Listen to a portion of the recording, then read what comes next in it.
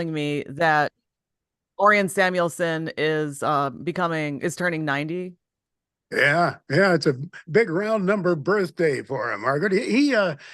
Birthdays have always been a big deal to Orient. You know, growing up on the farm in Indiana, my birthday fell in the summer, and it was always in the midst of busy field work. And yeah, my mom would bake a cake, and that was it. But then when I went to WGN, started working with Orient, I realized birthdays can be a big deal, and he has always made his birthday a kind of a big celebration. But this is one of those round number ones. Just talked to him yesterday, and his spirits are good. He was upbeat, and we had a good visit there. And so you do keep in touch. Well, what did you do with Orion all those years? Oh my goodness! You know, we were in the later years. We were business partners together. We just dissolved our partnership, corporate partnership, a little bit less than a year ago. But you know, we worked together for 45 years, and you know, that was doing broadcast together. Rarely, though, did you see us together outside of the studio, because usually when one was traveling, the other one was back in the studio handling the load of the market reporting. And that wasn't just on the Chicago station, but it was on stations all over the country. You know, we were doing hourly reports. We were heard on some big signals. I was on WSM in Nashville early in the morning. We were on the WGY in Schenectady, and a whole bunch of stations each day. And then there were the television broadcasts. Orion started doing syndicated farm television in 1975. He had been doing local farm TV in Chicago starting in 1960, after he had moved down from WBAY TV in Green Bay. And so then we continued doing the syndicated programming together, started our own show 18 seasons ago that we owned. After a Tribune company sold the old show, we started our own. And like I say, it's in its 18th season. We just sold it last year. Hmm.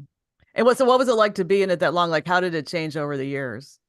Oh my goodness. It became so much easier from the standpoint of the technology, the logistics. As you can fully appreciate, in those early years, I had to be in the Tribune Tower for all of my broadcasts, or at Bradley Place, where the radio station was in the early days. And that was kind of a neat time. You know, those early days when I started at GN in the mid 70s, you had television and radio in the same building. And as was the case in many other cities, people would cross over the hall, you know, and work on both stations. You know, you would be on early in the morning on the radio station doing a farm report, cross over the hall, sit in front of the TV cameras on the TV station to do a farm show, then go back across the hall and do radio for the rest of the day. So it was fun. It was a great variety to what we were doing back in those days, I guess you'd say. Yeah, and so then I know you talked about this before because I've interviewed a couple of times, but I mean now that because now you said you just sold it. Well, first of all, can you just discuss why you did sell the company? It was just time, you know, it was time for me to slow down. You know, it was running hard, you know, as we were continuing to own that show and working with the salespeople, working with the production people. And when I turned 70 last year, I thought it's time to slow down. And of course, Orion had slowed down in recent years too. So it was just time to pass the baton. And then what was it? So how do you feel now? I mean, what are you doing now? Because I know you seems like you're doing a lot of stuff. Well, first of all, you're talking about Orion's birthday. And you did post, you did do some posts online. What did you post and where did you post and where can people find you? Well, I've been doing most of them thus far on my personal Facebook page, but I'm going to do some also on, I have a Facebook presence called Max Armstrong's Tractor Stuff. And I do some posts there from time to time. I do some posts on LinkedIn. They're not all related to broadcasting, as was the case just a few days ago. I did a post about a fire station west of Chicago where there was an all women crew on duty for that night as one of those ladies was retiring after being on the department for over 20 years. And I had the privilege of helping interview and hire her at the beginning of her career. So it was fun to do that post. So, you know, I post in various places. These that I've been doing have been on my personal Facebook page, and I may have maxed out on followers there. I'm not sure. Right. But anyway, you know, they had a limit at one time of 5,000, and I keep that. And I actually put some personal stuff on there from time to time over the years as well. Yeah, I was gonna say because on the personal, it used to be 5,000. I'm just wondering if people want to stay connected with you because I remember the last time I talked to you, weren't you very popular on Twitter? I do some posts on Twitter. I don't do as much, Okay. and I think part of that is just, I don't know. I think it's become a little more toxic Hmm. on Twitter than it was. Maybe that's my imagination. Um, I've known others, some good farmer friends of mine, and most of what I've put on Twitter has been agriculture related Mm. in recent years. And I don't know, it just seems to be a rougher landscape there that it used to be, rougher than I want to be a part of. So I'm not really quite as involved, but you will find some recent tweets there. Yeah, because you did last time I talked to you, you did have tens of thousands of followers, and you said agriculture Twitter was very active. So where are the people going if they feel like it's too toxic? I think a lot of them are going over to well, not just Instagram, but oh, TikTok? help me, TikTok. Yes, absolutely. Yeah. Are you on TikTok? Yeah. I drop in there from time to time and I do silly posts on TikTok. Many of them are animal related. You'll find something with horses around here.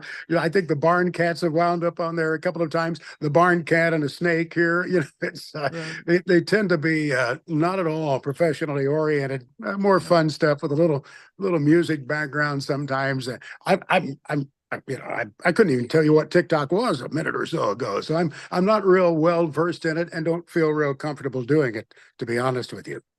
So, well, because I remember last time you said that there were a lot of discussions going on Twitter. Also, I remember you did promote a lot of people on Twitter and places you've been. So, I mean, can people find you more? Is it better to try to follow you on Facebook or LinkedIn, or what's a good place? Because you have a You lot know, of content. yeah. I don't know which one the best one is. I guess it's my mood at the time, but it Okay. tends to be on LinkedIn. It tends to be more professionally related. I did a post, for example, a few weeks ago on how much I would have missed had I not been in the workplace as a Mm. younger person. And I know many people want to work from home. I understand that, and I eventually got to do some hybrid work, which was a beautiful thing in my career. But if I had not been in the workplace, sitting 3 feet away from the real professionals in the industry, Hmm. the folks who really knew what they were doing, I wouldn't have picked up nearly as much. I learned so I grasped so much from just osmosis, just being there near them. Yes, I'm wondering, for people who are going into content, well, now we would say content creation or broadcasting now. I mean, they think that if they do hybrid or if they're not in the workplace, they still can learn from people. That's usually online. But I mean, have you talked to people who are coming up who say that they're influenced by anybody, or how are they getting the information on it? It's a real good question. I think I just noticed I left the gate open. Uh, Uh-oh. it's a narrow gap, so it's okay for a few minutes. Oh my Sorry to gosh. Well, sorry to digress. is an animal going to run out? No, no, no, no, no. He hasn't even seen it yet, and Uh-oh. it's so narrow. I don't think he can get through it. But I was just down there putting some water in the trough a few minutes ago. Oh my And gosh. I get distracted easily. Back to the workplace thing a little bit. I think and one gauge I have is visiting with advertising agency people. Okay. And some of the agency folks say, yeah, we're just fine working from home, talking to each other. We do mass Zooms. We're on every hour. And others say, no, we need our people in the workplace, maybe one day a week, maybe 2 days of the week, because there's more to it. There's a social aspect. Yeah. Sometimes they go out together in the afternoon. I think about that too. Just the fact that there was some bonding that took place, some learning that took place, some strength of association. And that leads me to another point, belonging to an association. I think that's huge in many of our professions because you do projects together. And later on in your career, when somebody needs somebody for a project, they think, oh, yeah, I was on a committee with Max Armstrong back in '07. I wonder if he's still available to do some voiceover stuff. So, the strength of association and interaction, it's huge. Of course, it's coming from a 70-year-old guy. So what do you expect to hear? Yeah, because I was gonna say I wonder if that's a generational perspective, but I do know that if you see people in person, you can have a quick conversation and exchange information. And also, it makes the experience, of course, more 3D. I mean, if somebody needs help. But for instance, in organizations, have you noticed that people are not participating as much now? No, I don't think that's the case at all. In professional organizations, I think many are still getting the new membership. I think of ones I've been involved in, such as the National Agri-Marketing Association, that's advertising agency people and public relations people and the media side. Then there's the National Association of Farm Broadcasting I'm involved in. I was at the Illinois Broadcasters meeting back in the fall, and I see all generations still very connected there. You know, there are some associations I think that struggle, and some of those, you know, you think about local community involvement sometimes where it's just hard to get people involved in a county, in my case, in the agriculture space, in the county farm bureau. We have busy families. There's so much going on, and there always was, but there are so many distractions now through the electronic media, I guess, and so many other ways to connect. Yeah. Well, so what kind of organizations would you recommend for people who are interested in agricultural broadcasting? Oh, and agriculture broadcasting. Well, there's one. That's the National Association of Farm Broadcasting, headquartered in near Kansas City, near the airport there, and I've been involved with them since 1975. Wow. So that's certainly one in the agriculture space. But there's also the one I mentioned earlier, National Agri-Marketing Association. There's one called the Ag Relations Council, which is the public relations people. So there are plenty of these groups to get involved in, and you'll learn from those experiences. At all of their meetings, there are self-improvement sessions. There are inspirational, motivational sessions where you come back from a meeting and you're fired up, you're ready to go. If you're going back into that workspace, you've come back with new ideas and encouragement and ways to engage and approach your job that you never thought of before. So I come back to the associations being important in so many areas. And agriculture is one of those too. Farmers need to belong. For one thing, in the agriculture space, and this is true in some other industries too, your involvement in the association allows you to more effectively lobby. We all have the right to lobby our lawmakers. In fact, we need to be engaged with them, whether they're in Springfield or Indianapolis or Washington, because if we're not giving them our story and how their work affects us, how it could maybe affect us in a negative way or a positive way, the only thing they're hearing is from other people. And so you have to be engaged. That's my argument anyway. Okay, so now the two organizations that you mentioned that were more marketing and PR oriented, what kind of jobs are these people doing who are not actually farmers? Who are not actually farmers. Yeah, for the yeah. I guess I need to follow up a little bit. I mean, we have the marketing area, we have the advertising area. So you're asking about what other groups in No. agriculture Well, no, are no, not that's what actually I'm asking farmers? about. Sure, Okay, so when people think of agriculture, they think of farmers, and now you're right. bringing up these other jobs. What are they? Sure, sure. Great question. There's one called the Ag Retailers Association. These are the people who sell to farmers from the local fertilizer businesses. Oh, goodness gracious. There's the American farmland appraisers. These are the folks who go out and appraise the farmland. They sell the farmland in many instances. So they really stay connected with what's going on in transactions of the land. There's a company based in Milwaukee called the Association of Equipment Manufacturers. That's John Deere, Case IH, all of the big companies. In fact, they have a big display coming up in Washington, D.C. on the mall in just about a month, where they'll have all of the equipment out there for 3 days. They did this a couple of years ago, and it was very interesting. Again, part of that was a lobbying intent to get people coming out of the offices on Capitol Hill at noon, to get some of the folks from the regulatory agencies there so that they could see what's happening with the technology and farm equipment. Other associations, goodness, there are economists, the economists in agriculture, they have an association. So there are a lot of groups involved who, they're not necessarily people to go out and farm the land, as you point out, Margaret.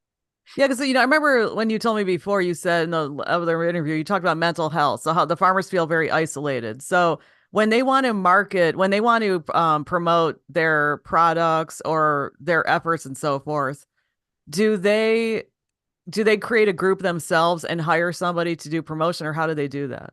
That's a real good question. Some do just that. They market through cooperatives. Cooperative. Cooperatives have been involved in agriculture for decades. And that was because farmers needed to band together to do better what they could not do as individuals. They did it to bring electricity to rural areas. If you go out into rural areas, the electricity in many instances, you go into, say, north central Indiana or southern Indiana, southern Illinois, it's a local farm cooperative or local electric cooperative, I should say, that banded together because the public owned utilities, Commonwealth Edison back in the day, Northern Indiana Public Service Indiana, they wouldn't go out into rural areas because it was so far between places to get a customer. So the farmers banded together to take electricity to the countryside. They're still involved in that, these co-ops are. They banded together to market their livestock because they could put numbers together to sell more effectively. The co-ops are still around. They're just not as prominent as they once were. But that is one way that farmers are marketing what they produce on their farms. Others, are doing their own individual thing. Milk, for example. We've got some dairy farms that have set up their own cheese plants, or they have bottling facilities, individual farms that do this. A perfect example in the Chicago area is Oberweis. They have the retail outlets. They move milk to other places in the Midwest and deliver right to the door. They never stopped delivering to the door. So there are all different ways to market your product. And then what do the people, what's the, like, for instance, dairy? Um, okay, this is interesting because sometimes I hear these negative stories and I Mhm. think, oh my gosh, everything's doomed. But then I wonder, how can you tell if what's being reported is hype to get readers and so forth, or if it's actually true of the farmers? How do we get the truth of these things? Oh, that's the biggest challenge. And I guess I come back to the point that you need to have a variety of news sources so that you can weigh one against the other. I don't know what else to say. Yeah. It's a real challenge to get the truthful assessment. And I see that even in the agriculture space. You find some people who are marketing their product on half truths Okay. or misconceptions. It's very popular today to say this is anti-GMO. Well, of course, onions are non-GMO. Right. There's never been a genetically modified onion developed. Citrus on the bag, you may see non-GMO. Well, there isn't any such thing as a genetically modified orange. But it's there's a lot of smoke and mirrors involved in marketing, and that's one thing that troubles me, quite frankly, to see that happen. Some of it is allowed, and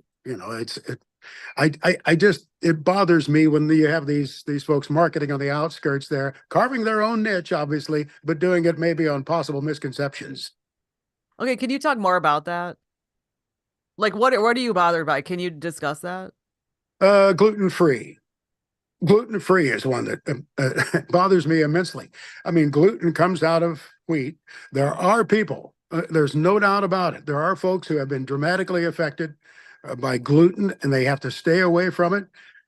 There are a whole lot of us that were not affected in any way, shape, or form. And there is no gluten in corn. There is no gluten in soybeans. There is no gluten in meat. But sometimes you'll see a tag stuck on something marketed locally saying it's gluten free. Well, of course it is, because there's no gluten in it to begin with. A wheat product, I understand that. I understand the concern about that. There are folks who must stay away from it. But again, there's so much that goes on in terms of smoke and mirrors marketing about our food supply. You have to ask serious questions. And fortunately, more of us have become label readers and have become more educated. I think one important point to make here is to get your information about your food from the true experts, from professional organizations. That's the organizations of physicians, dietitians, for example, respected university scientists. There are always going to be those that are pushing a book, trying to sell a book on the misconceptions out there. But again, look at the source. The American Cancer Society, the American Heart Association. Generally speaking, when you put together the basket of information coming from these respected, long-time science-based organizations, you're going to be in better, safer territory, I maintain anyway. Well, see, now I think that with the gluten-free thing, for instance, we do know, of course, beans and so forth are gluten free. But let's say we have a mom and she's very busy and she's got three kids and she's like, okay, I know my son or whoever can't eat gluten. I've got to go shopping and they have to quickly pick up, oh, this gluten free. Okay, put it in the basket. So that's what I'm thinking that could also be good just for easy acquisition. Well, absolutely. If there is wheat or a wheat product that's going to be in there, a gluten product, yes, it needs to be emblazoned on the No, bag, but I would argue. no, but I would I say even just with beans and so forth, because I know beans are not, don't have gluten, but maybe they don't think that deeply and they're thinking they've just got to quickly get things. And so, but we don't know. We don't know why. if it's not factual, it shouldn't Right. be on the bag. I maintain. I understand the concern, certainly, Right. and when you're feeding your family, that's the most important thing to remember. The other thing that comes to mind here, and when we go through the supermarket, and you brought up the subject of the supermarket, there are so many signals coming at us from all directions, and we are looking for so much convenience. That's one thing that has changed dramatically over the decades I've been an agriculture broadcaster. We want it fast, we want it semi-prepared, um, maybe almost totally prepared. We have our careers, in our households that we're struggling with. We've got to get something done quickly. The point I'm making here is that there is so much more that goes into a food product now than we once saw. There is, of course, the marketing expense. There's the processing expense. There's the further processing. There's the readiness of the product, the retailing. That's why, when you talk about the food price today, you can't just look at the raw commodity price, because in many instances, that's a very small percentage of the actual retail price in the supermarket. Yeah. And another issue is transportation. Now, oh, And that huge. could, yeah. It's And huge then, in terms of the cost. When you look at how our cost of transportation, the cost of energy has jumped so dramatically in our shift, to a more environmentally friendly energy source, and our very rapid shift, that's a real problem in what's going on with our total inflation, and including food inflation. I think I've talked with you about this before in the past, about how every move of that agriculture product involves diesel fuel, whether it's coming from the farm, that's not even counting the production of the product out on the farm. But when you're transporting it from the farm to a processing facility, to another processing facility, then to the retailer, all of these moves involve diesel fuel. And when diesel fuel prices are elevated, that adds to the cost dramatically. so are these organizations also getting together to go to Congress to address this issue? Many of them are lobbying. Yeah, there's no doubt about that. And this, as we're talking, this is a very busy time of the year for farmers to go to Washington. In fact, I was in Washington just about 10 days ago. I mean, less than that, actually.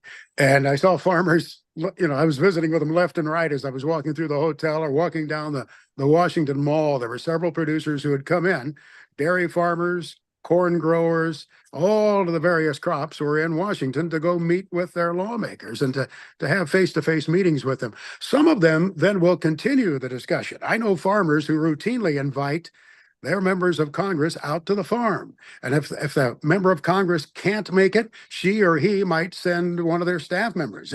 The staff member may be most involved in food and agriculture issues. So I have several farmer friends who really work hard at maintaining that relationship. And yes, you bet, they write a check for a campaign. It's the way you get the attention of that lawmaker in these days, and it's done by environmental groups. It's done by the equipment manufacturers. It's done by the car companies, the energy companies, and if agriculture isn't represented there, their absence certainly could hurt them. Yeah, I lived in Japan and plus I watch a lot of Japanese documentaries about farming because I watch NHK, so it's in English. So either they translate it or they have subtitles. And I know that they do a lot. The government does a lot to help the farmers there.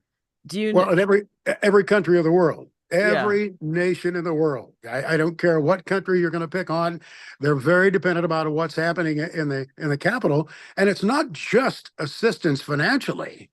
Right. Often the farmer is trying to stop Washington from doing something that could put them out of business. Environmental regulations are a major concern right now. I mean, and property rights, land rights, in this energy push, we are covering thousands and thousands of acres with glass, taking that land out of production. We're putting wind turbines, of course. We've been doing that for 20 years out there across the countryside. We're now moving the carbon dioxide underground in pipelines, running pipelines through farms where farmers didn't want any part of that. And eminent domain has become a very hot topic in some of our states, especially in the plain states. Can you discuss more about that in detail?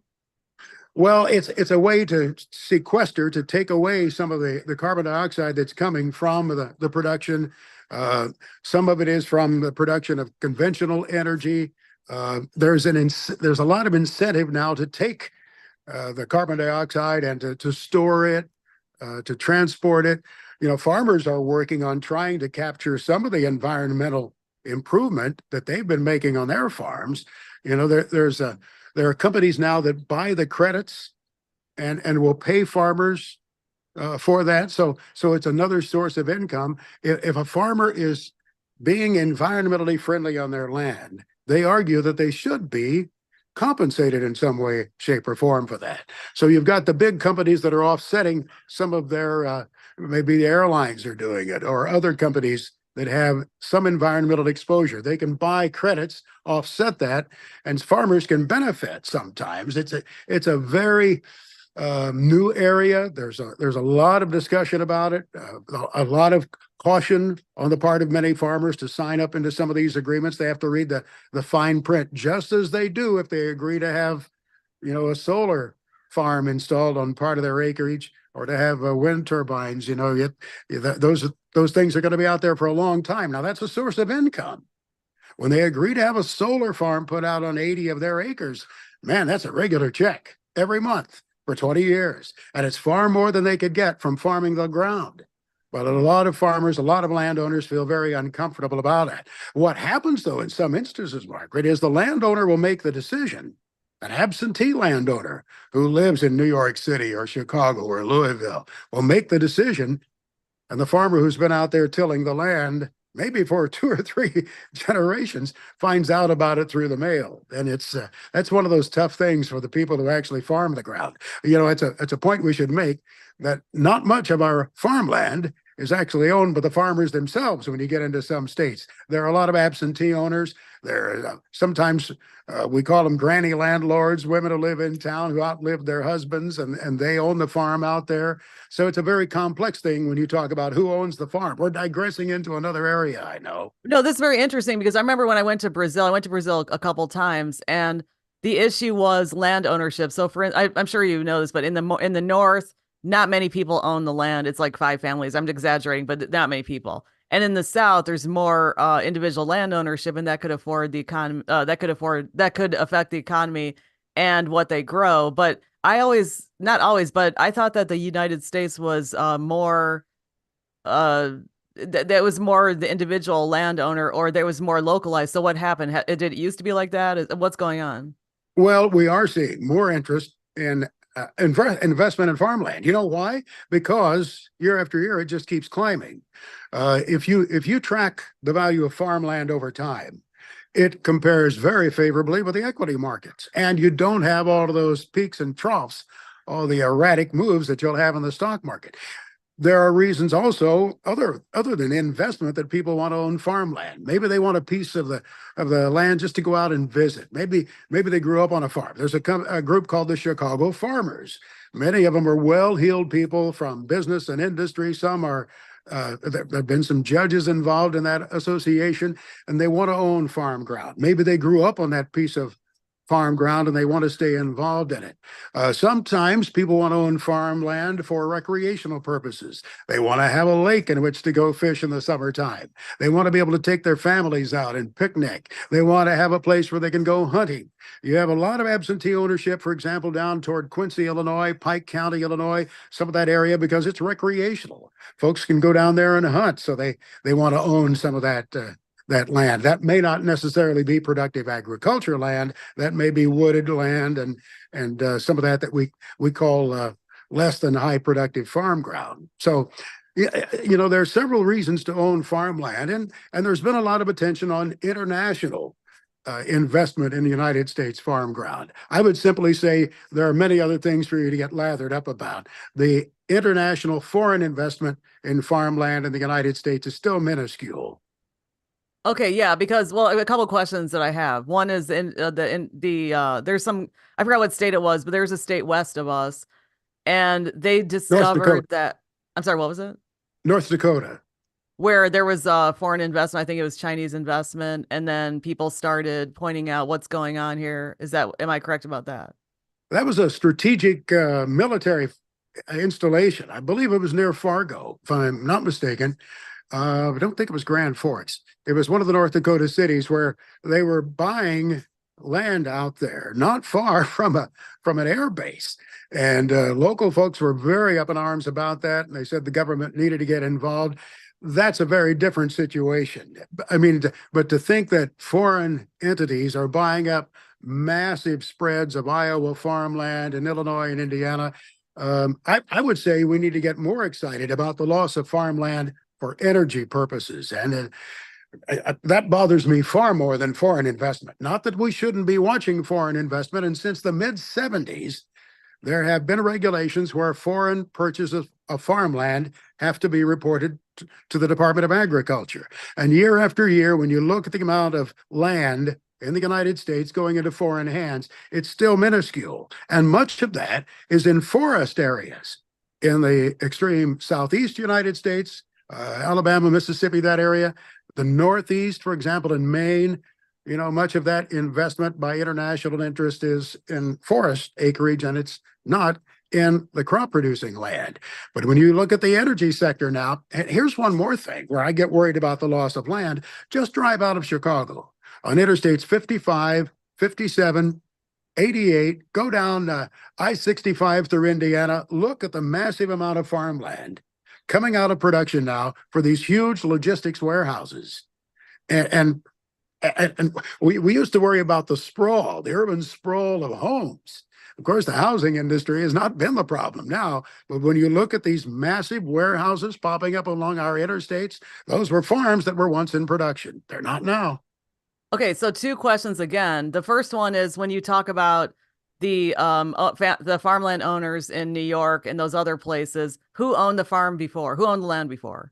Well, it may have been some of their family members. What often happens if there isn't enough planning that takes place in advance in a farm family, you'll wind up after the farmer passes away, maybe with four heirs. You've got one who wants to stay there and farm.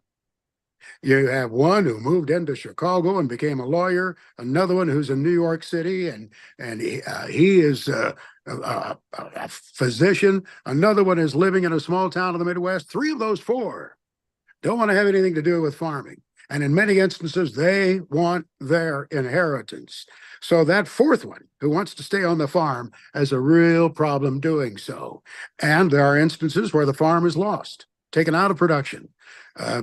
Sometimes you'll have the other three who'll work out an agreement with that individual who wants to continue farming, but it's a sad story in many instances for the future of the family farm. So what happens then, it may get sold to an investment firm, an investment trust of some sort that is putting money into farmland. It may get put on the market where, by the way, prices are still very strong for farmland. I'm not just talking about land right up next to Joliet or to Aurora or DeKalb. You get out into rural areas and farmland prices are still very strong because the existing farmers who are in that area know that that's the only way to keep the generation behind them in farming is to acquire whatever land comes up around them. And they know also that it's a good investment if they can pull it off in their cash flow. It's a good investment because it's going to continue to climb if the future follows the path of the past. Okay, now the second question, of course, is about the energy. Can you please explain what's happening with that?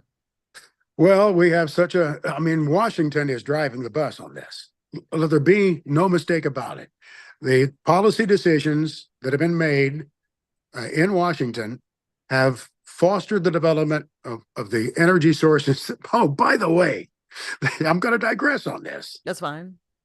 because, in our push for solar and for wind energy, we are forsaking coal, dirty coal, nasty coal, terrible coal.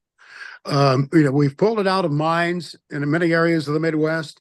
Um, Near my home farm in southern Indiana, we were sitting next to a coal-fired generating station. It's still there. The plant is still there. The house is still there.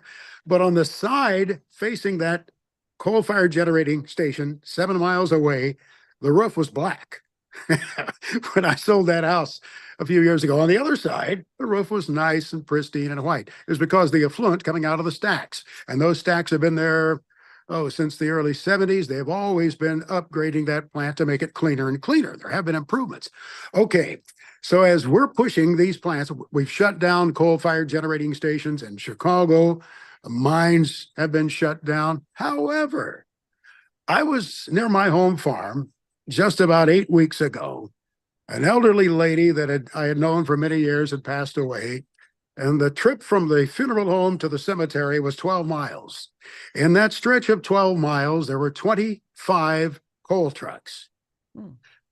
Many of those trucks were headed to the Ohio River, where the coal would be offloaded onto barges, barges that then go down to the Mississippi, down to the Gulf of Mexico, where the coal is offloaded onto ocean-going vessels for India and China. And if you look at what's been happening in the price of coal around the world, the price of coal actually is down a bit, even though the usage by India and China is climbing. And it's down a bit because we're not using it. So, we've got some real challenges here in dealing with this energy problem. If we're just the ones bearing the burden, and the Chinese and the folks in India are still burning as much coal as they can, we've got a real problem here in terms of making a difference in the atmosphere of Earth. Right. Well, I think also about, Europe, because they're stricter than we are with energy. And it's with the various issues, they're stricter and they stick to it. They are stricter, and we're going to digress again.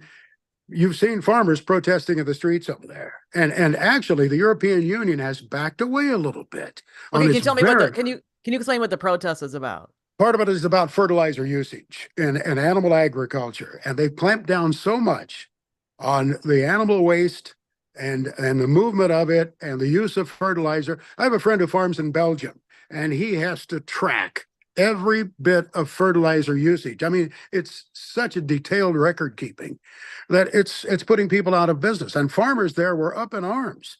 On various numerous occasions over the past 6 months, they've taken to the streets with their tractors. They've dumped manure in the streets of Brussels, Belgium, and in The Hague and other places in protest, because the transition is moving too fast. It's overwhelming. It is it's putting farmers out of business, and I don't know of any place in the world that wants to rely on all of the other countries for their food. Surely not. Japan has been in that. You mentioned Japan. Japan's had that challenge over many, many years because it's a small country, and their farmers can't produce all of the food that they need. So they've been a big importing nation for a long time. And nobody wants to be in that trick bag. In the United States, I don't know if anybody wants to be totally reliant upon imports. We shouldn't want to be. Yeah, and then of course we know about some countries where they produce certain crops for export, but then they don't have much domestic for them, or they have to import certain things, so they're caught in this situation. Well, But trade is a two-way street. There's no doubt about that. As we negotiate trade agreements around the world, we have to be able to accept some things from other countries, and no farmer wants to have any importation of what he or she produces, with that kind of competition. But it happens. When we negotiated the North American Free Trade Agreement, I think it was back in the early 90s, that opened up floodgates of tomatoes coming in from Mexico. It put so many U.S. tomato growers in Florida and Texas out of business. And, that was certainly an offset to the ability for us to be able to sell corn into Mexico. That's one of our biggest markets. I think it's the number 2 market that we have for corn exports out of the U.S. So it's a real delicate situation, but I don't think any country in the world wants to be totally reliant upon other nations for their food. Yeah, and you think about the islands. I mean, even just Hawaii, even though it's part of this country, they have to import more food. And well, you think about various islands off the mainlands around the world, and they can grow limited amounts, but they have to also import. They But okay, import fuel in many instances to keep everything going. Yes. yeah. And then I think about, I don't know if this is still an issue, but a long time ago, it was Brazil had an issue with oranges because they were getting oranges from Florida and they were upset that they couldn't. There was some agreement that wasn't in their favor with that. I don't know Our how that's our resolved. our orange industry in Florida has been decimated. I mean, it's almost non-existent anymore compared to what it was 30 or 40 years ago. Now, part of that has come because of disease. Um, oh goodness, I can't think of the name of it now, but it's really had a substantial effect on the trees and the loss of trees in Florida. But the imports have certainly stepped up out of other nations around the world. Brazil, you mentioned Brazil earlier. And I was first in Brazil, I think, in the mid 80s, 84, 85. And that country has just exploded in its export ability and the competition for the United States, putting us, in the second place behind them.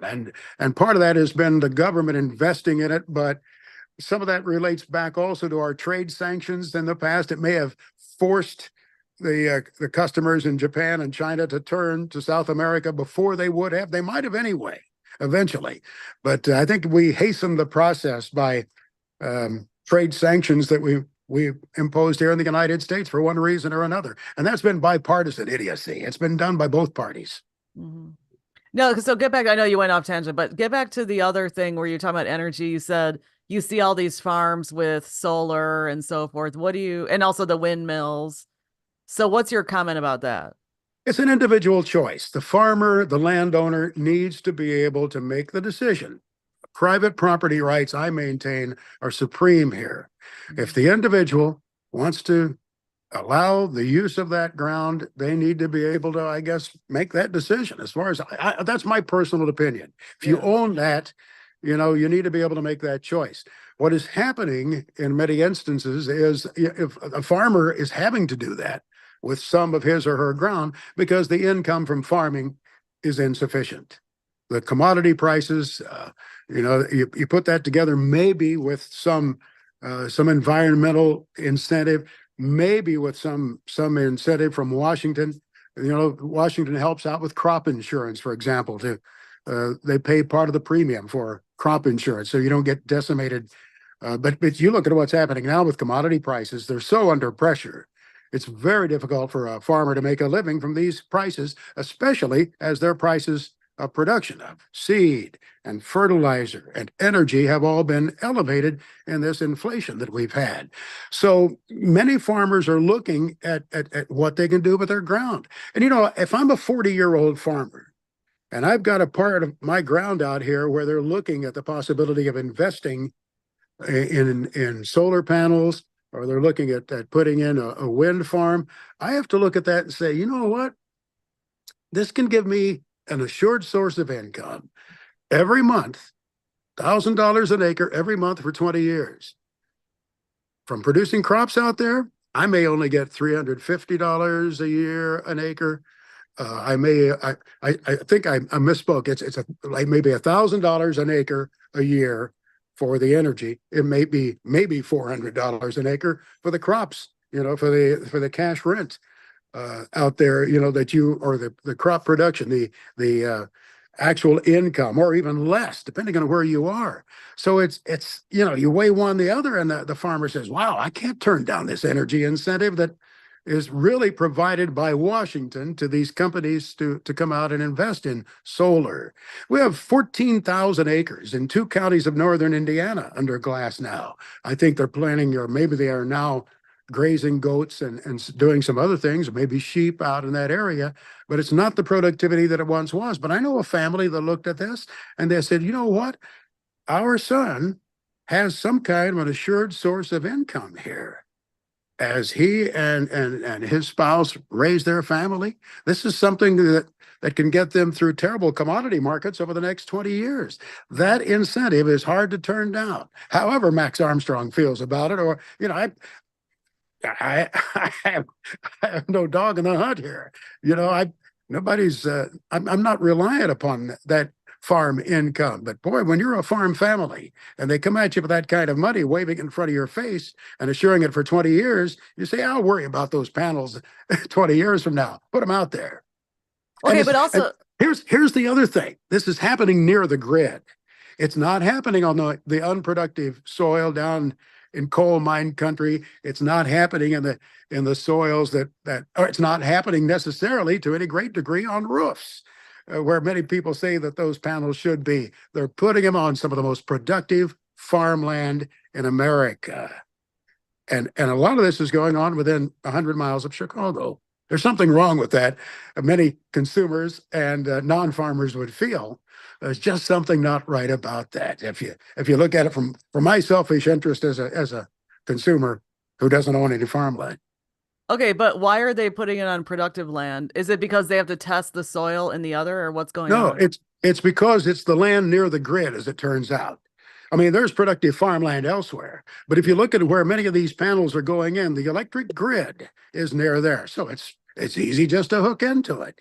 You get into some of the remote areas of southern Illinois where you don't have the power lines that feed into Chicago, and it's a farther haul for that electricity to get it into the grid. I mean, if you look around, just look in a 70-mile radius of Chicago. As you're going down the interstate, how many times you see high tension power lines crossing the highway? That's because all of this power is coming in to Chicago, historically from the grid on the nuclear power plants, that we've had in the region, the coal-fired stations historically that we've had in the region. And they're still very important in supplying Chicago's power. Yeah, and I mean, all these things are happening that may be good or bad, but let's go back to when it was a big disaster. Like, you remember obviously the Depression when there was the topsoil was flying and there were dust storms, etc. So when you think about the history of it, within the context of history, what's going on? What do you think about it? Within the context of history, I just simplified it. yeah, I think it's hard to compare in the context of history because the Depression, the Dust Bowl, that was a different era, and we are taking a lot of steps. We have taken so many steps out on the land to protect the farmland from the problems of erosion. The farmers have worked diligently in their production practices to keep the topsoil in place, notwithstanding the mess that happened along I-55 less than a year ago south of Springfield. That was a whole nother story. Generally, though, Wait, can you talk about it? Because can you just describe what happened? people died on Interstate 55 in the midst of a dust storm. It happened about 10 o'clock in the morning, especially on the northbound lanes headed south of Springfield, towards Springfield. The conditions were right to pick up the topsoil. It was a blinding dust storm. There was a chain reaction crash there. I could be wrong. I think 8 people died that day in that tragedy as topsoil was lifted from the nearby fields. It was a combination of factors that came into play there. Tillage practices on farm fields have come under some scrutiny by some of the folks who've looked at this. But I have farmer friends who were not more than 15 miles away, took pictures of their fields where their topsoil was in place. It wasn't blowing. They still had some cover crops out there, protecting those fields. So, we've done a much, much, much better job of caring for the soil and keeping it there and enriching it through various practices, such as minimum tillage of the fields, disturbing that soil no more than you have to, and also keeping cover crops out there that also not only keep the topsoil in place, but they enrich the soil with nutrients that your crops need. Okay.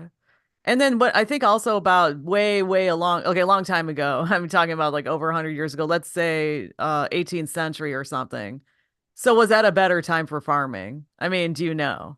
I mean, I can't imagine it was because of all of the work. I mean, it's stunning when you think of all of the time that we had to spend, our ancestors had to spend just to produce their food. I mean, I guess it was a better time for farming because that's all they did. They knew nothing else. Every aspect of their life was involved in producing what they had to eat. So I'm not, yeah, I love to live in the past, Margaret, but that's not where I want to go to a point where I've got to rely on myself to feed myself and my wife. Yeah, because the thing is that when you think about all these problems, this is the thing, this is the situation is that today we're in the 21st century and people hear about these problems and then they think, oh my gosh, things are the worst they've ever been. But I'm trying to give a historical, yeah. Oh my goodness. Your point is such a great one. We live in such a magnificent time. When you think about our ability to have such a great variety of food, a trip through the supermarket today, compared with even 5 years ago, you see so much more variety and more health-oriented food. I would argue that, coming back to your point earlier, we have more choice, whether it's gluten-free or whatever. But look at the variety of produce. The produce that we get now from all over the world coming out of the belly of airplanes. There's stuff we can buy that we never had the opportunity to consume just a couple of years ago. It's changed pretty dramatically. So, yeah, we worry about the cost of it. Yes, inflation is a concern of ours.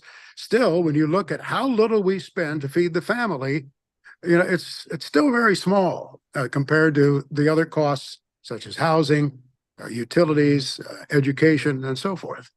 Yeah, because one thing is, okay, I think I teach immigrants. I've taught immigrants for, at least 17 years, probably 20.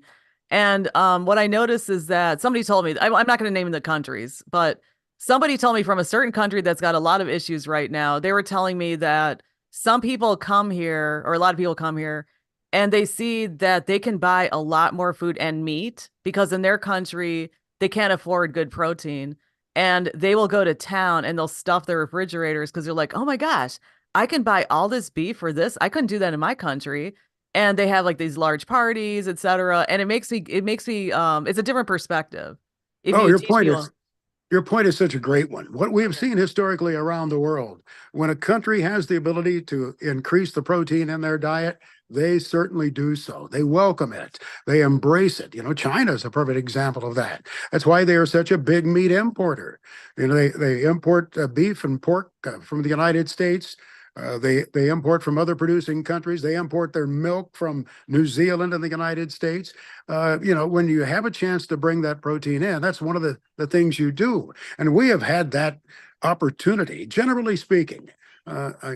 We certainly have households that are challenged with the availability of food, the nutrition that they have access to. We certainly have those challenges yet in our society. Hopefully, we're doing a little bit better at that all the time in feeding our people too.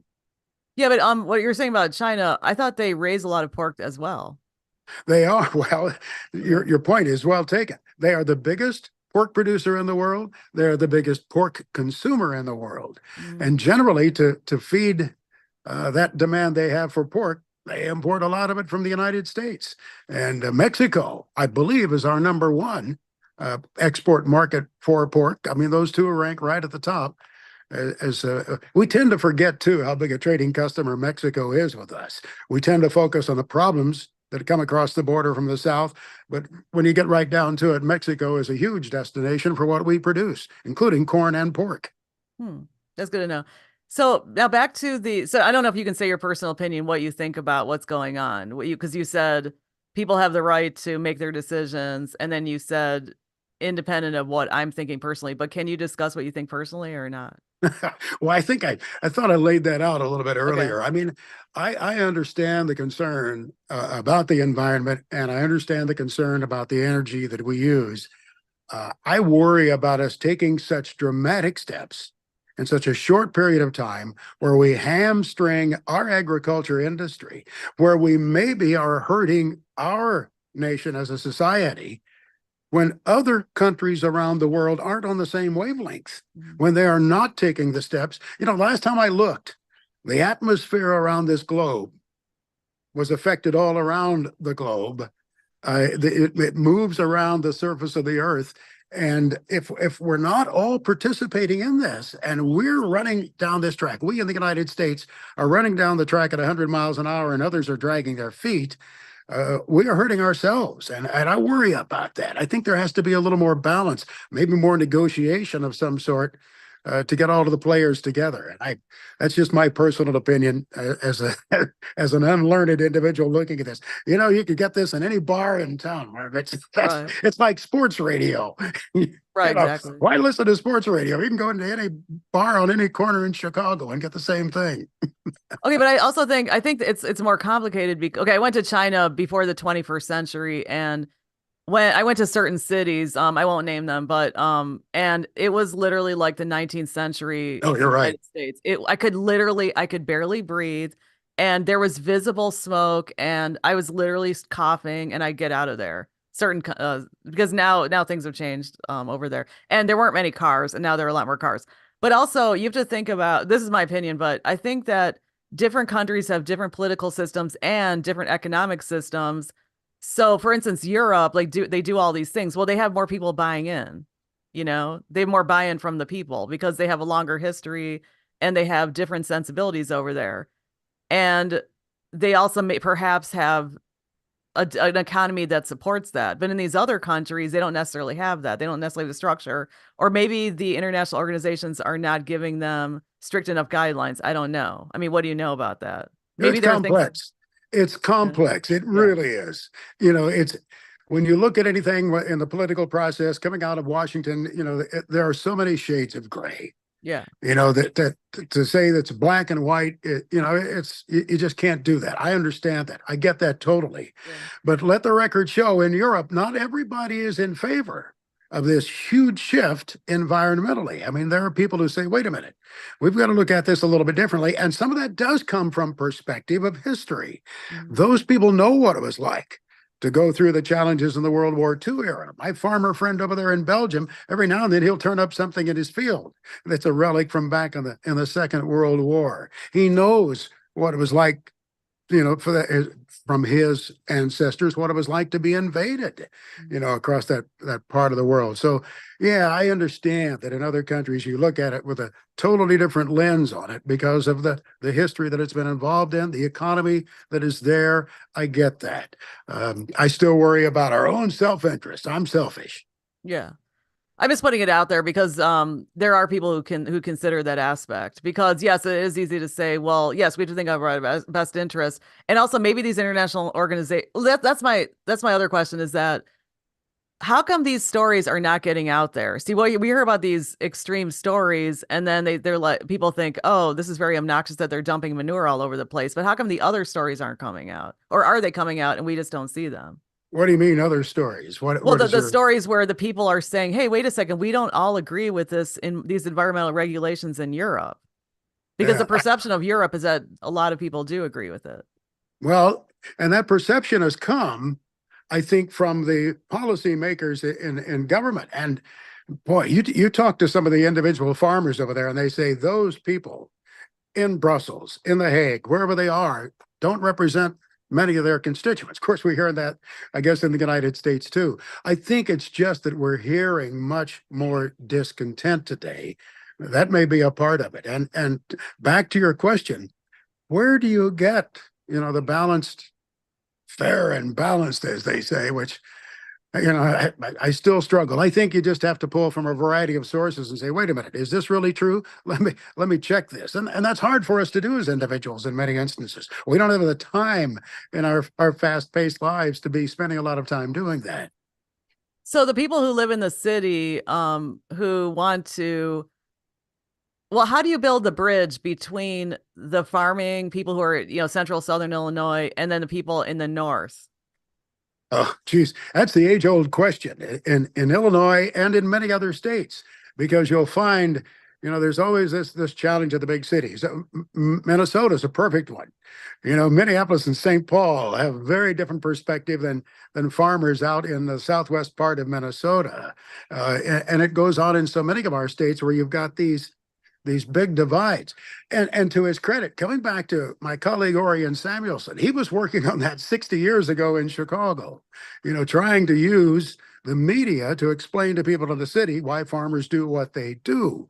And, fortunately, we're seeing a little more urban agriculture production coming along. We're seeing folks in some of the vertical instances producing crops in the city. It still is pretty small niche production when you look at the total food supply, but we need it all. We need small farms, we need big farms, we need those in between. It's those in between we seem to be losing a lot of right now. This brings up another very interesting topic.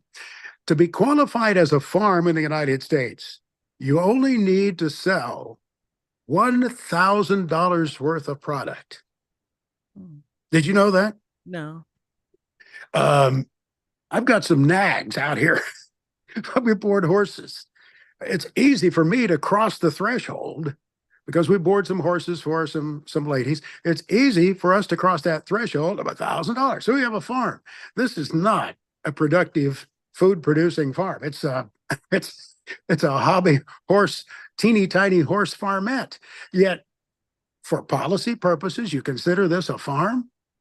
I, and it's just kind of crazy to me that over the past 40 years that standard has held, and that's where we're seeing a lot of the shift. That's where we've seen the loss of farms. Actually, in the last census of agriculture, the biggest drop was in those farms $10,000 or less a year. Well, they don't add much to our food supply.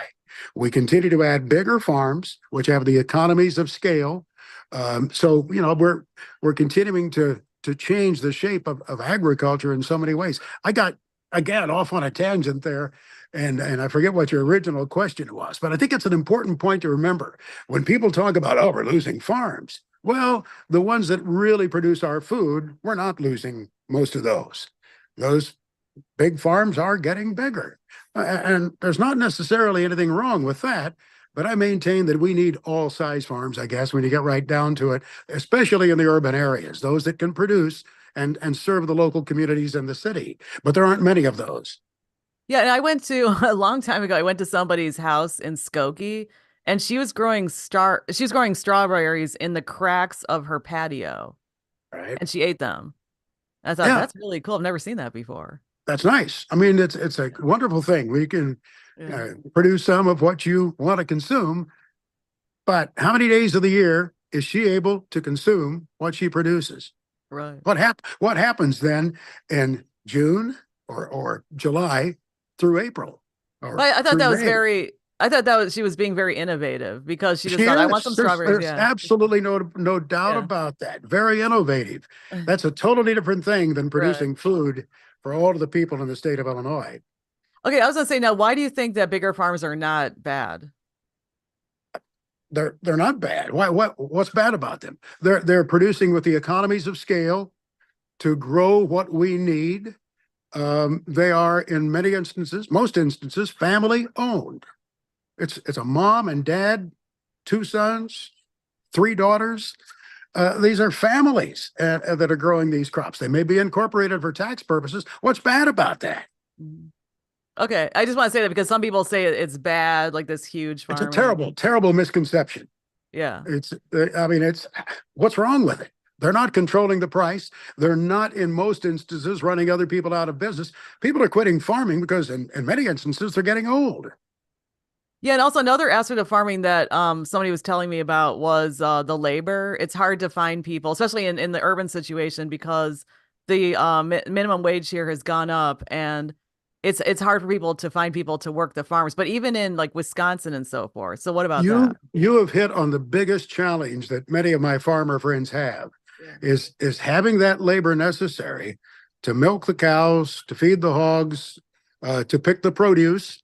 And that's why the H-2A program, using imported labor, people who come into this country to work for a few months every year, is so important. But it's a real problem because that's a legislated wage that's it's getting tougher and tougher for farmers to pay. It's one of their rising costs. If they can possibly get the people to come work for them, it costs them, of course, for the housing to provide for them and for the labor, and these are not people working under what we would consider historically slave labor situations. And they're like family members. Within about 60 miles of where I am right now, there's a fellow who feeds hogs and turkeys. He farms, he produces corn, soybeans, cucumbers.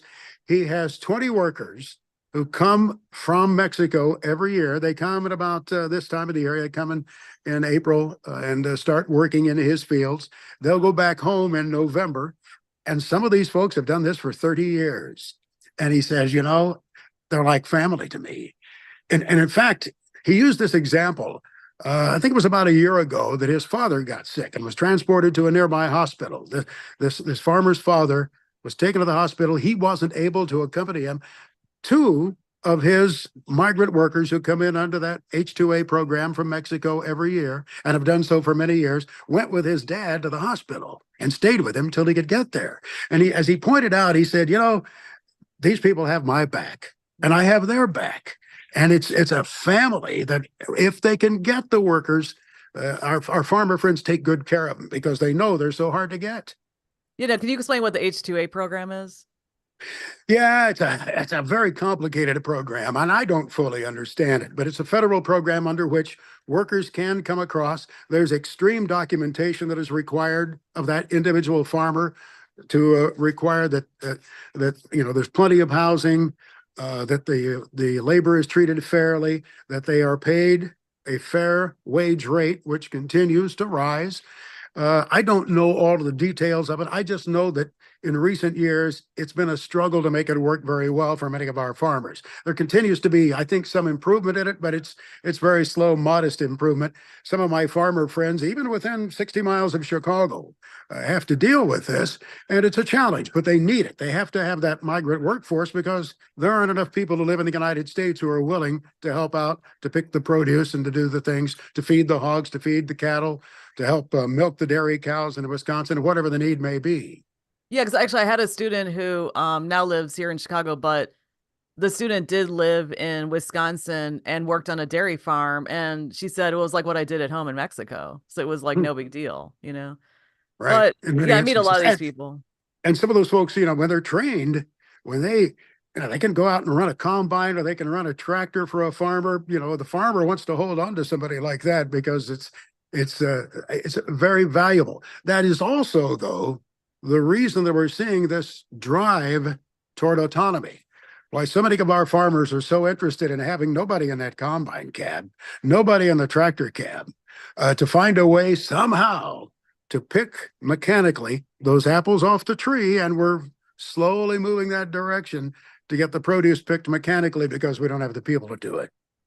Yeah, so let's go back to the historical context because a lot of people think the world is ending. So I That's just think right. because it's because we have more information now, because I think the world was really messed up before, but we were living here and we didn't know what was happening, in another country because we didn't have, you would need some pigeon to carry the information, or I'm just exaggerating. But so, okay, what's a typical farm day like now compared to over 100 years ago?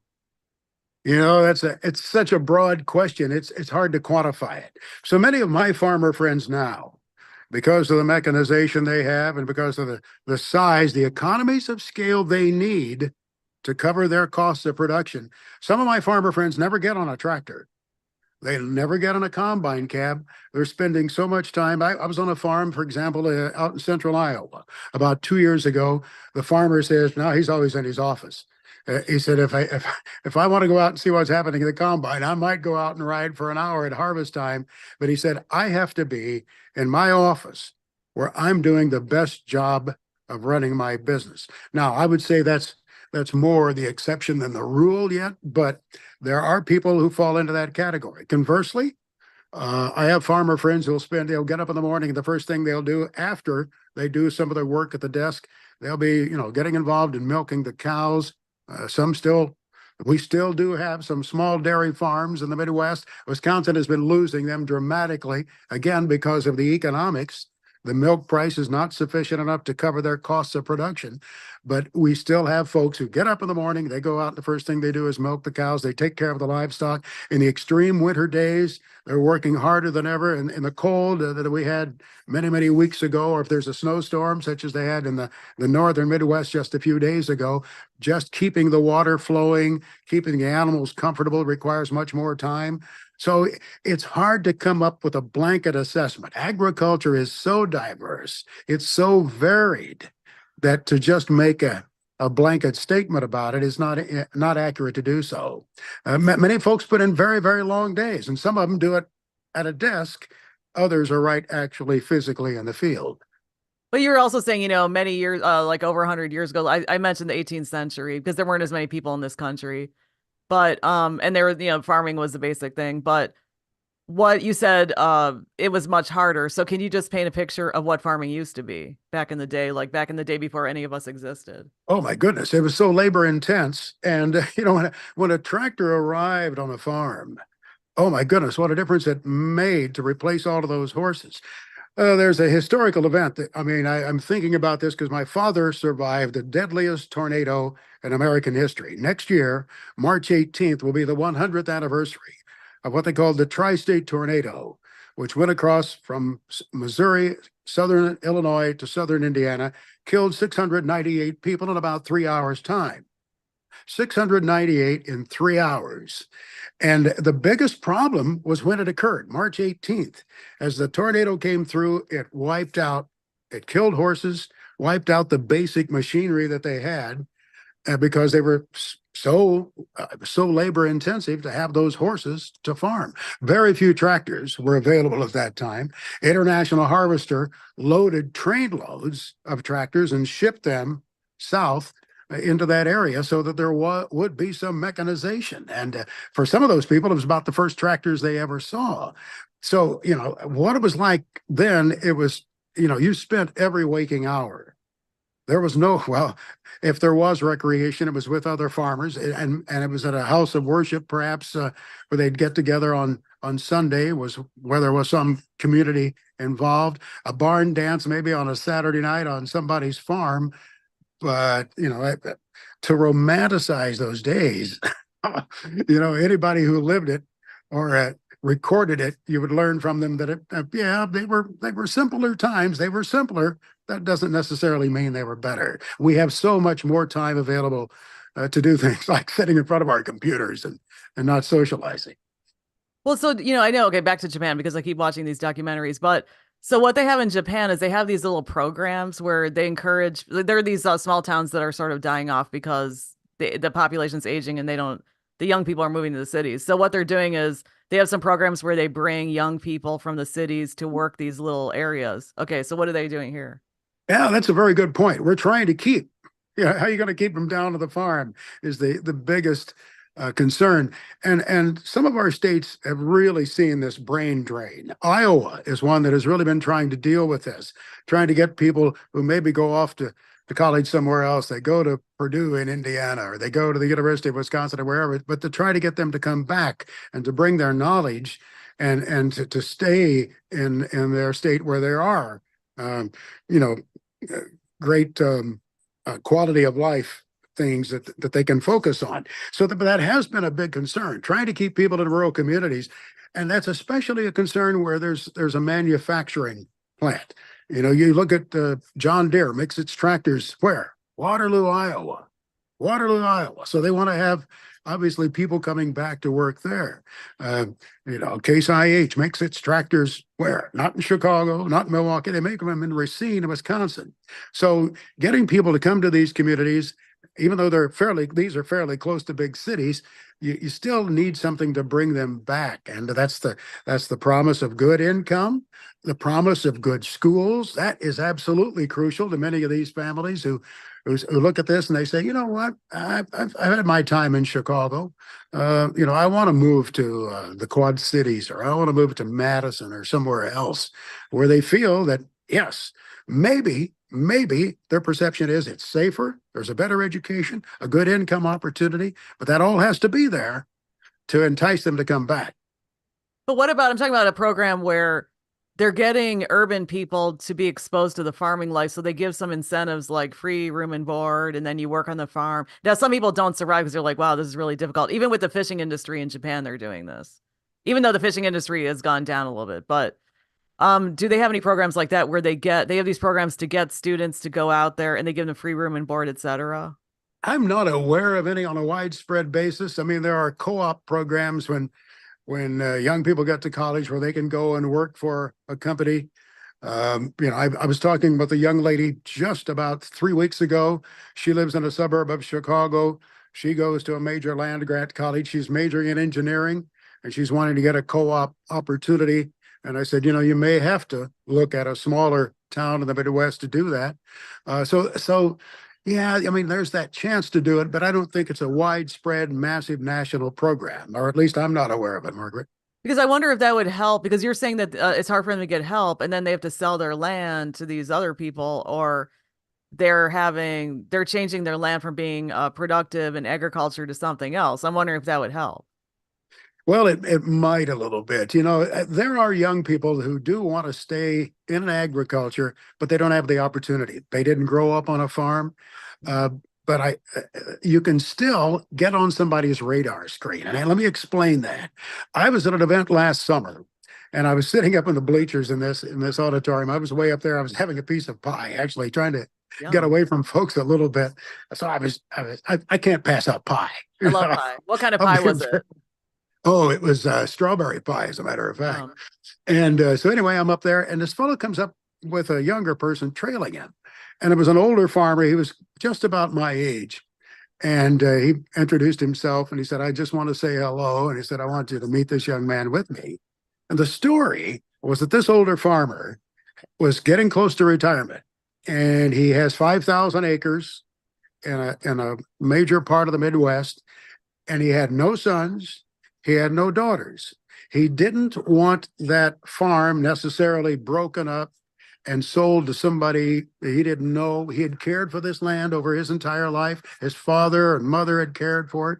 So he said, I wanted to identify somebody in the community who might carry on my farm. And this was the young guy behind him. This 22-year-old boy had been identified by this farmer to come in and gradually work into the enterprise, earn his way in there, and by his labor. And I said, well, how did he get on your radar screen? He said, I watched him in school. I watched him. I talked to other people who knew him through church, through FFA organization, through 4-H. And he said, I watched this work ethic of this boy. He showed up early. He stayed late. He had the knowledge to do it. I turned to the young man. I said, you've just won the lottery. He said, yes, sir, I know. He said, I'm scared to death, but he said, I feel honored. So it's kind of unusual, but it's the kind of thing I love to see, where a farmer doesn't just, have to break up that farm because he or she is retiring out of the business, but they can identify somebody to come in with their same values, the work ethic to take it over. It is happening. It just doesn't happen as much as I think many of us would like to see. Yeah. Well, also because of technology, I think it's hard for some people to think, wait a second, I can make the same kind of money sitting in a computer and it's not very hard, it's not rigorous than going out in the field. But what do you think the traction is of farming to people? It's very satisfying to see the fruits of your labor. Many of them are attracted just by the fact that you can grow something, you can watch it grow during the season, you have the opportunity to go out there and harvest it, to know that you are, in your own way, helping feed the world in some way, shape, or form. You're out in fresh air, generally speaking. You're out away, many of them, away from the pressures of the traffic. You're in a community of folks maybe who are of like mind. You share some things other than just the fact that you're farming the ground. That's not to say that there aren't challenges in our rural communities, and we have some real problems. And some of that is, as you alluded to earlier, Margaret, it's the fact that we have this solitary existence, and farming, that can be quite a mental load that we take for granted and maybe are not addressing nearly as much. But I think, generally speaking, farmers are motivated by a number of things. The quality of life you hear them talk about a lot, the fact that they're producing something that is a real contribution to society. And many of them will just say it's a great place to raise a family. Yeah, I did see some other shows. I don't know why I'm obsessed with agriculture because I didn't grow up in agriculture, but I've seen some other shows where there are people who move to the Carolinas and because they're tired of being disconnected from their work, like what you just said, and then they either work on a farm or they start a small farm or they do organic or something. Now, what do you think about organic?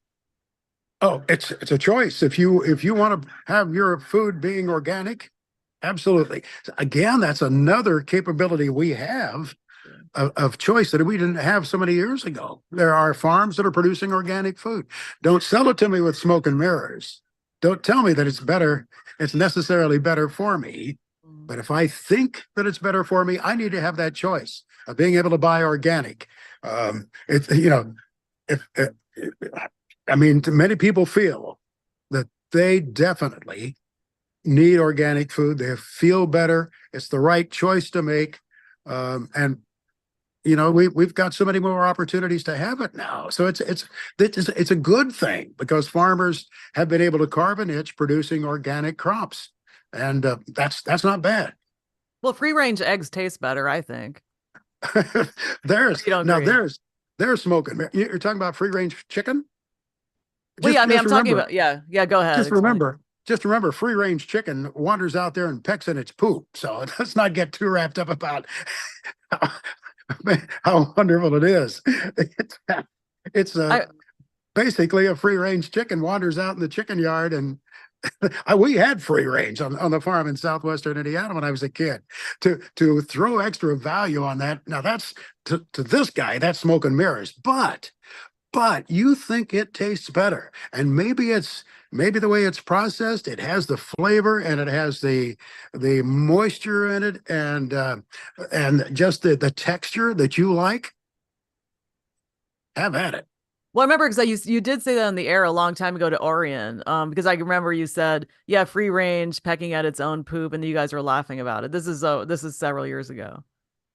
I remember you saying that on the air It's one just time. it's just as true now as then. But Uh, I'm exaggerating a little bit there. But to throw additional price on free range, somebody's able to get that. Absolutely. And if you think that you feel better, it tastes better, it's great stuff. I pay a premium value. Linda and I pay a premium value to have milk delivered in a glass bottle wow. to our front door. I'm not lugging it out of the supermarket in plastic. I'm not having to carry the extra gallons of milk. We aren't. Linda's not to our place, but the records show we're paying a premium price for it. It's when it's available to us, we like that. It's a matter of choice, and thankfully, through the United States, we have far more choices than we used to have. Yeah, no, I'm not saying that overall free range is better. What I'm saying is that I'm not going to say the brand, but there's a certain brand of eggs that I discovered, and their free range version tasted way better than Yeah, regular. So I go by taste. So yeah, I get that. I understand that, yeah, and taste is a very individual thing, yeah, and and there are so many other decisions that come into our food buying. Yeah, taste is huge. So is food safety. We have to feel confident that we're doing the right thing for our family. And then economics, of course, come into play. So it's it's a complex issue. It's one that's being studied all the time by people at our universities. Why do we buy what we buy? And our tastes shifting? But all of those things come into play: the economics, the convenience, the taste, and our concerns about the health of our family. And that whole picture gets a little bit muddied sometimes because of people pushing books and right. movies and other things. A lot of misconceptions. I tell farmers, and many of our farmers today are very concerned about communicating their story. Many of them can do it probably more eloquently than I can because it's something they live every day and it's a heartfelt issue. But I also tell them, remember that person maybe who comes from you mentioned earlier Skokie, or who comes from Naperville or from Cicero, wherever. They have heartfelt concerns and opinions about their food as well. Something they may have learned from an aunt, something they may have learned from the physician, somebody may be pushing a book on a talk show. You're not going to change those opinions in one conversation, but maybe you can eat away at that through information. And that's why we have a lot of bloggers in agriculture. We have a lot of Facebook posts. We have a lot of people very active in the social media trying to show what agriculture is like today. Now, did you ever hang out with Amish farmers? I have, as a matter of fact, not on a regular basis, but I have. And again, it's a whole different lifestyle. It's not modern agriculture, and it is in many instances focused on feeding their family. However, some of these folks, of course, in the Amish communities are doing other things. In northern Indiana, they may be helping build vehicles. They may be working in a furniture factory, and may be making their own furniture. So it's again, it's one of those things where it's hard to make a blanket statement. They're not contributing a huge segment to food production in the United States, but in some areas they're a force to deal with because they're coming in and buying land very aggressively. Well, because I was going to say that there's a, I don't know if it's still there, but there was a butcher or there's a store in Wilmette in the northern suburbs, and they had Amish chicken, and it was really good. Now, what do you think about that? I mean, what are they doing differently? I'm not sure what their feed component might be. I don't know enough about the way they're producing their product. I do know in many instances, Amish farms are still using very old machinery to produce their crop in a way that modern farmers do not. And a part of that is their faith and the direction that they have for producing what they do, how they work on the farm. Many of them have phones now. I know for years they were hiding their phones in a cupboard in the barn somewhere, or maybe they'd have a refrigerator closed in a closet out in the barn. I'm not sure how that transition is taking place. I was in a field with a farmer in Pennsylvania a few years ago, and he had a pull type corn picker. I mean, the corn picker that he was using to harvest his crop at that time was at least 40, 50 years old. And the thing broke down to the field. He was allowed to use it with a tractor that had steel wheels because the bishop allowed him to use it, since this farmer had no sons. He had only daughters, and they were not actively participating in the farming. So he was allowed some degree of mechanization, but it was 50 years old. That corn picker broke down in the field. I was riding in the wagon. A buddy and I were riding in the wagon. The corn stopped coming out of the spout. Turns out we knew more about that machine and how to repair it and how to get it going again than he did, because generally he didn't use the mechanization. He was allowed to use it because of the bishop and his situation on his farm. There's still a lot of labor-intensive activity on many of our Amish farms, and the use of equipment that is quite old out there. You don't see as much high-tech use, certainly, as you do on most of our modern farms. But you mentioned buying up the land, because before I asked you that last question, what are you talking about? They're aggressively buying up land. Who's buying? You'll see Amish come into some communities, and I'm not familiar with all the taxation requirements and some of the things that are a little bit different for the Amish in which they operate. I just know that there are some strong feelings at times among local landowners when Amish folks come in and invest in some of these pockets and areas where they compete, for other farmers who are already there in the land that they're trying to farm. It's one of those things that creates a little bit of discontent at times. You also have the challenge of the Amish buggies out on the roadway, and every year, especially around the time change, when the season change, when you've got the sun's rays coming, on some of these rural roads, we have these conflicts where cars will hit the buggies, and that happens almost every year somewhere in the heart of the country where we have these Amish communities.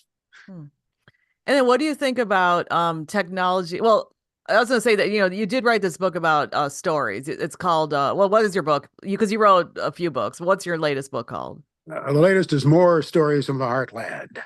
So how did you compile the stories? What are the stories? What's the main thing there? Oh, it's just a lot of people that I've met over the years, Margaret, whether it's been in the broadcasting or in just involved in the travel that I've had. Many of them are folks on farms, and some of them are not. Some were people that we worked with in the broadcasting business, but they were all interesting people who had their own stories. Michael Jordan was a perfect example of that. The Michael Jordan who worked at the radio station with us, such a remarkable individual who spent his spare time in working on movie sets. He was just a tremendous fellow. You would never get him to say anything unkind about anyone. And he worked in the sales department at the radio station, and we'd see him in the hallway all the time. But then on his day off, he would show up on a movie set with a suitcase filled with sweaters and various shirts and caps, and he would get bit parts in movies. And so we'd see him in a movie like Groundhog Day. We'd see him in oh goodness, the the movie Fugitive, shot in Chicago, and Michael popped up on these sets. But at work, he was so different, so quiet, so reserved, and such a wonderful gentleman. Had such a big heart. The other thing about Michael is every Sunday he was at his church from early in the morning until late in the afternoon, providing for the audio video needs of the church that where he worshiped with his mom.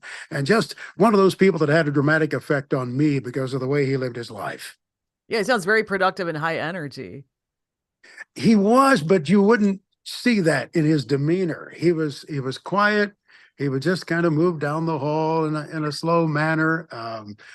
Just a wonderful guy, and you wanted to be helpful to him in some way. He was one of those people you admired just because of everything they did in their life, and it was so different, I guess is what I'm saying, in the way he lived his life at work, and what he did in his personal time. So what's he doing now? Michael passed away sadly about 5 years ago, but I couldn't help but think what a joyous celebration it must have been at the house of worship there on the south side of Chicago, where he spent so many Sundays and no doubt had such an effect on the lives of people there in that community. Hmm. And I some other, one of my favorite stories is I had an old Sansui receiver from back in the 70's, big, heavy AM, FM stereo receiver, and one channel went out on it. And I was telling Michael about it one day, and he said, I might be able to do something with that. Can I have that? And I thought, well, the doggone thing weighs almost 40 pounds. I said, I'll bring it to work. So I brought it to work one day, and Michael was just so happy that he had something here that maybe he could work and repurpose in his church. Then he told me he was going to try to lug it on the bus home that evening. And I said, it doesn't sound good. So I drove him home. It was a part of the city that I hadn't seen before. So it was an adventure for me, but I took him home and we got that receiver. I don't know if he was ever able to make it work or not, but he was one of those guys you wanted to help because he was just such a remarkable character and so kind to everyone. He was a good example for the rest of us.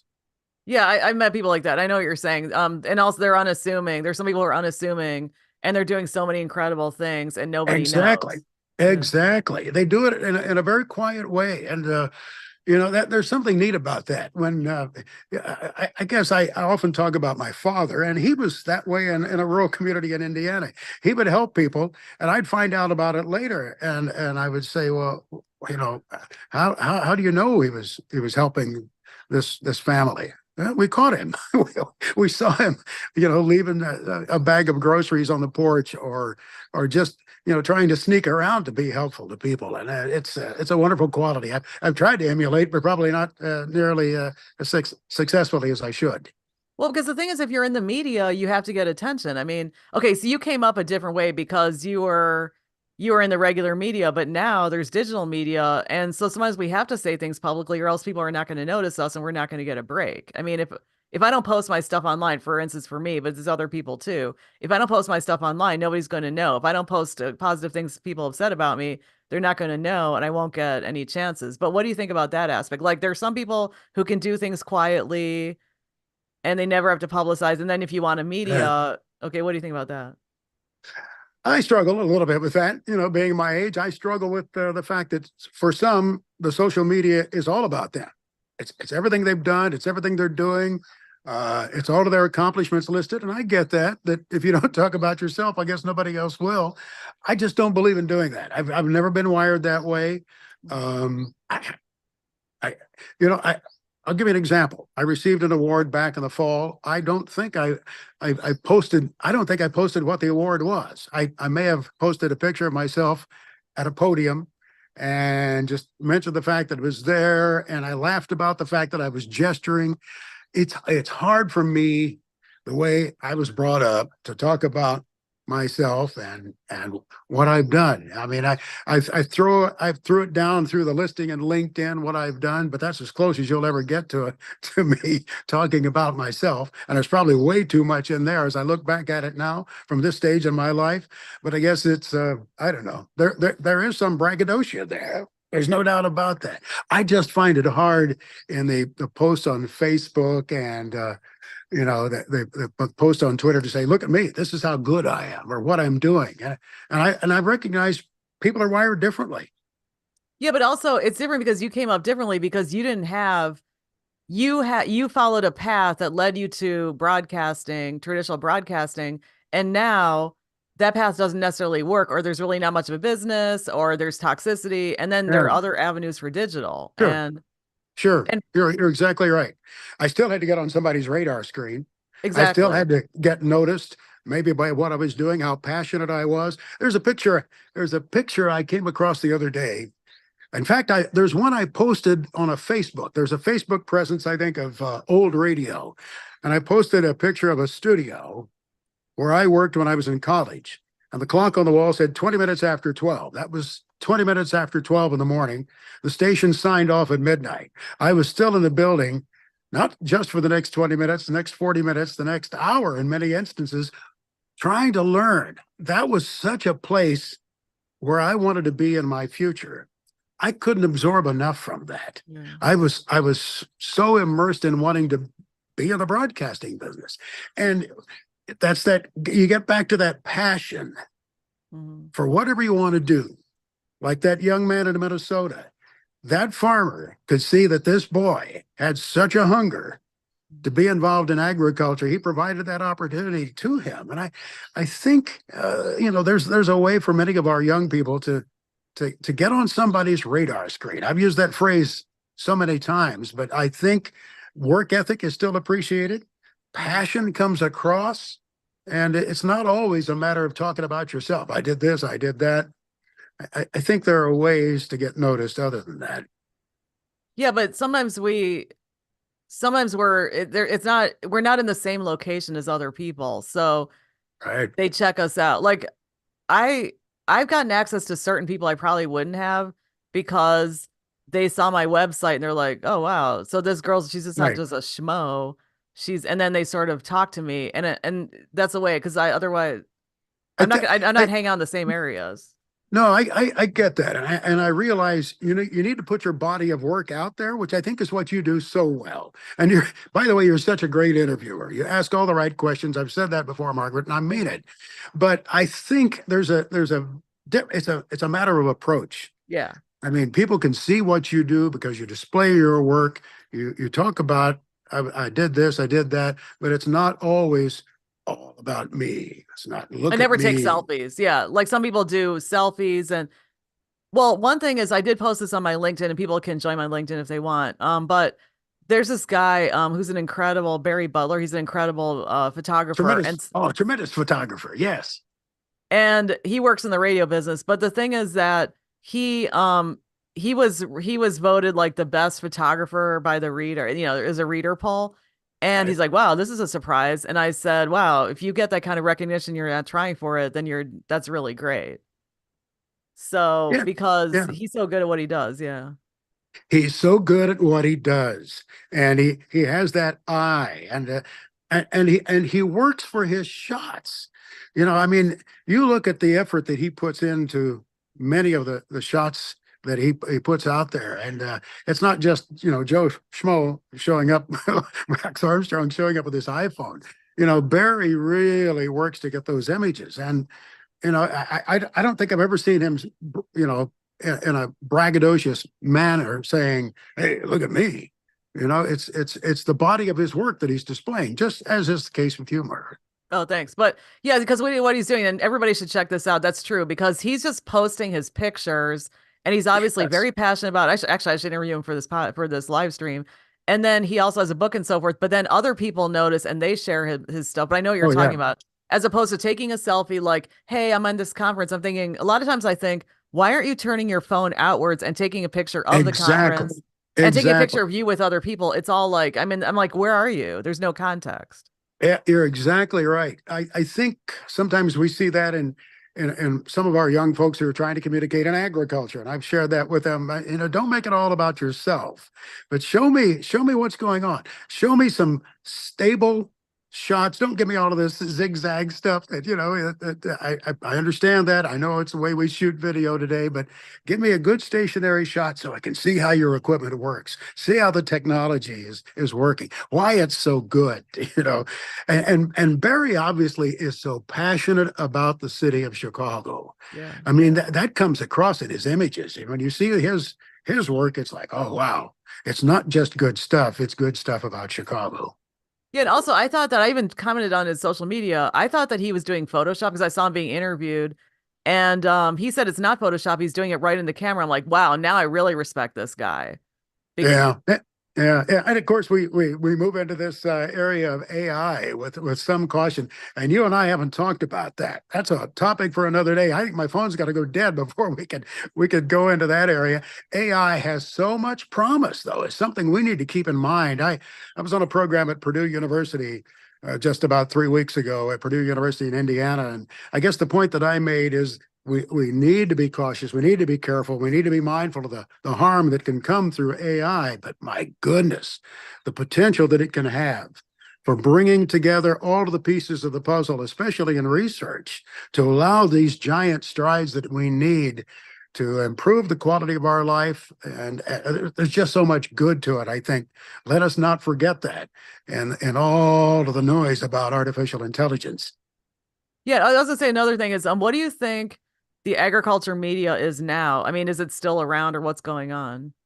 Agriculture media, sure. Yeah, they're big media companies. I've been involved with Farm Progress, which has long been a publisher. They used to, well, they still publish a magazine called Prairie Farmer. It's the longest continually published magazine in the United States, as a matter of fact. And they continue to have a print product. They have websites. They have the electronic media, which I've been a part of for the past 15 years.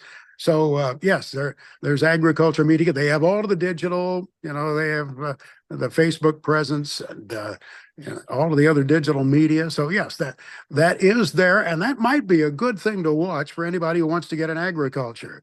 There are these ag media companies, Farm Progress. Farm Futures is a website to watch for. That's the modern farms, bigger farms, the more professionally oriented farms. There are state focused publications. Indiana Prairie Farmer, you can go to their website. Wallace's Farmer in Iowa, Wisconsin Agriculturist. So there are many different places. It's still in the ag media, still viable. Some consolidation taking place, to be sure, just as there is on our farms. Well, because the reason why I asked that is because the media is contracting, and you don't think the agricultural media is? Oh, it certainly has. I just said that. I said we are seeing Right. some consolidation taking place. That's natural. To see that occurring. I don't think it has to the degree that maybe it has in some other industries, but yes, because we see fewer farmers, it's more intense now to pull together some of these things, to do away with some publications that maybe served at one time. A perfect example was there was a publication called Feedstuffs that was used widely by the people in the livestock production, grain elevators, the grain processing industry. It just wasn't effective anymore to be sending a magazine out to these people. But there's still a very prominent digital presence the last time I looked of that publication. So, it's evolving. It Okay. may be consolidating, it's evolving, and that's not bad. Yeah, I guess what I meant by contracting, oh, you did answer my question, but what I meant by contracting is disappearing. Like there's some places that have outlets Yeah. that have disappeared in the other media. So Absolutely, absolutely. Farm broadcasting is a perfect example. Orion Samuelson and I did an hour on the radio 40 years ago every day, Monday through Friday, Monday through Saturday. And, there were changes that came along, of course, with the metropolitan population, with the drive for listener and viewer listenership numbers. And, there wasn't the economics driving it, the commercials that we once had. So, yeah, then the change was quite natural. We changed with it. yeah. And then another thing is so okay, just let's just sum up a couple of things. One is, can you sum up why there are fewer farms and farmers? I know you've discussed this in various ways. How can you Yeah. sum it up? It's a natural change that's taking place as farmers age. We don't need as many farmers anymore. In all honesty, the farmers are getting more productive. Each farm is producing more, so we don't have to have as many farms. We also have a shrinking land base for our farms. As the metropolitan areas are spreading, as I referenced a little bit earlier, we're losing some of the land to not only that urban sprawl of warehouses, but also the energy drive that is now taking place. So we have fewer farmers because of that. Thankfully, the productivity of each farm has been growing. Yields of those farms have been climbing. That's the beauty of it for those of us who look at the science and technology. That's one nice thing about it. With fewer farms, we can still have productivity rising. I don't know where that stops. It may stop one of these days, but at this point, it hasn't. And then the other question is, how do people get noticed? You were talking about that one example in Minnesota. Well, it depends on what your goal is, how you want to get noticed, and you know, I think being positive is so important these days. It's my personal opinion. I'm an old guy. You know, and the You're not, you said you're negativity. 70? Yeah, the That's not old. Like negativity. 90 is old. Like that, then I think Orion's reached the old point. I The think old is negative. 90 and above. Yeah, the negativity I think is one big concern I have, and I'm so averse to the to negativity in social media now. And maybe more and more people are. I think anybody who takes a positive approach to what they're doing and putting in their industry in the spotlight, they're going to draw my attention. Um, you know, I know a lot of people want to shine the spotlight on themselves. I get that. But I think it's more important to show what you're doing, how you're contributing to society, the difference that you're making, the opportunity to be positive about stuff. Doggone it, in a world of so much negativity, and I'm guilty of it. I know that. I'm as bad about it as other people, but I just think when I can focus on the positive, and when people uh, who are positive are contacting me and interacting with me, what a difference it makes in my day. And I just think there's so much promise for that. Um, I hope I don't come across as negative as I am at times, Margaret. No, no, you're well. Okay, I think people confuse negativity with analysis because I think the more Uh, information you have and the more conclusions you reach, you have opinions. yeah, Negativity, yeah, analysis can be tough to stay positive because you want if you're a positive person you want to look for the brighter side of things and you want to maybe focus on that. Then you start to maybe shade your analysis a little bit. You know what I'm saying? You become less objective because you're positive. So I think there has to be some caution to that. I recognize that. I think conversely though, analysis gets skewed by negativity. You follow what I'm saying? yeah, Our analysis and even subjective, well, even what we would want to be objective news reporting becomes subjective because we start to inject some of that opinion in it. I don't know if that makes any sense or not. Maybe we've gone on so long. no, no, no. I Here's the think it's negative because point. no, okay. Sometimes I Yeah. say to people when people can criticize the media or they have some comment, I'll say it's not necessarily in the writing of the stories, it's the selection of the stories. So let's take a step back and seeing what stories they're choosing to write or portray. And Well, so, yeah, that is an important point. You yeah, know, look at the story selection. Look not just at what is said in those paragraphs, look at how the paragraphs are also placed in that story. right.